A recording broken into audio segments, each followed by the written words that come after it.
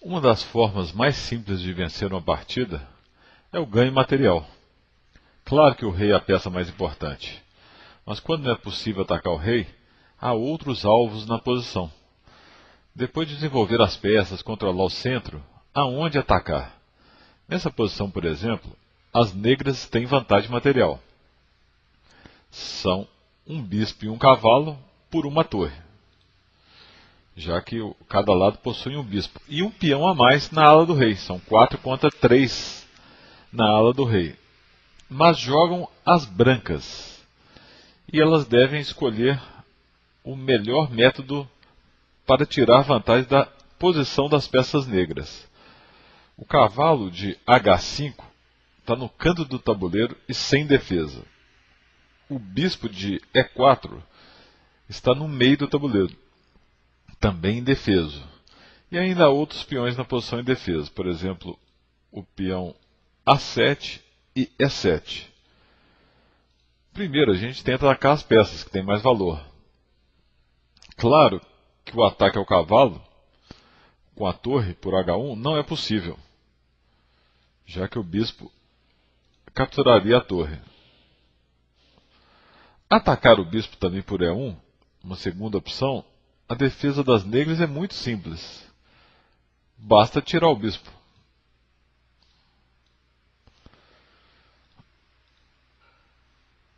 Mas há outro ataque muito bom contra o cavalo de H5. Atacá-lo com o bispo.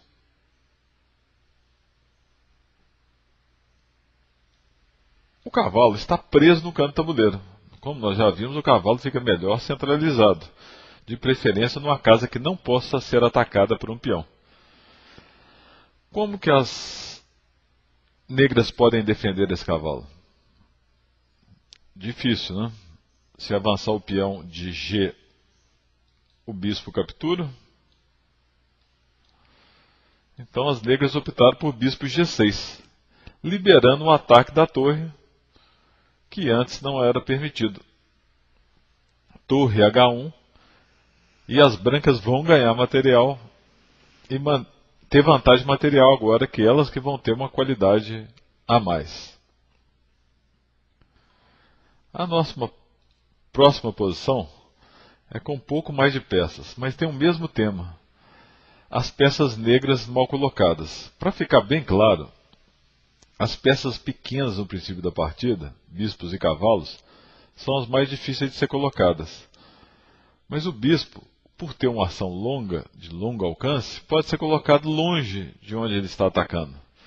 O cavalo já não tem a mesma sorte, mas o cavalo fica muito bem colocado na casa F3 ou C3, F6 ou C6, ou em casas centrais que não possam ser incomodados por peões.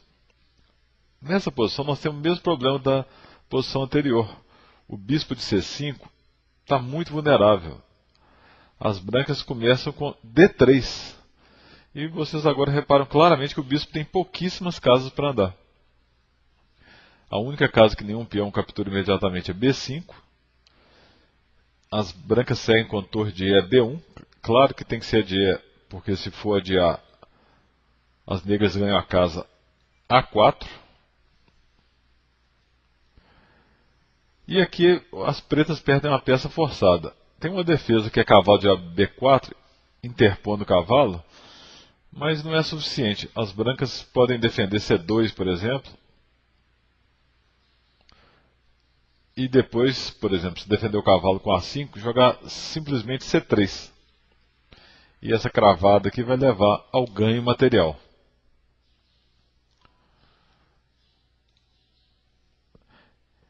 Um exemplo de um ataque muito comum em partidas.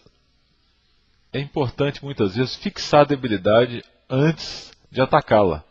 Nesse caso, por exemplo, o peão B5 na ala da dama das negras é um peão fraco, isolado e sozinho. As brancas decidem atacá-lo com torre B1. As negras podem defender com torre B8. Mas se agora as brancas atacam mais uma vez esse peão, por exemplo com o bispo E2 ou o bispo C6, o peão simplesmente avança. Então, o procedimento correto é bloquear o peão primeiro.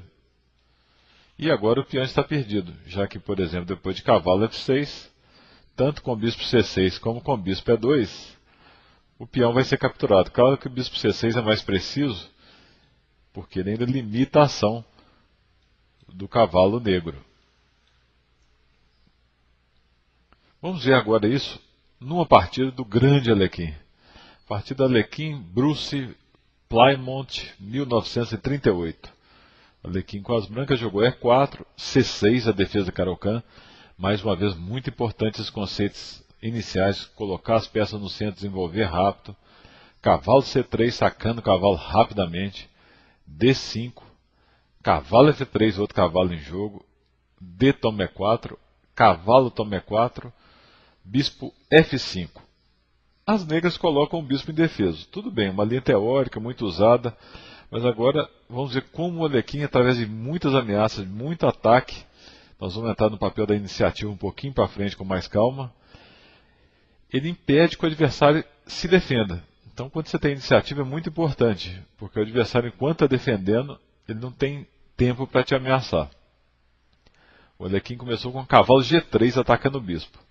Agora a jogada recomendada é bispo G4, cravando o cavalo de F3. O Bruce jogou bispo G6. O Alekhine jogou H4, ameaçando ganhar o bispo, já que o bispo, depois de H5, não tem uma casa para fugir. Os cavalos dominam as casas centrais.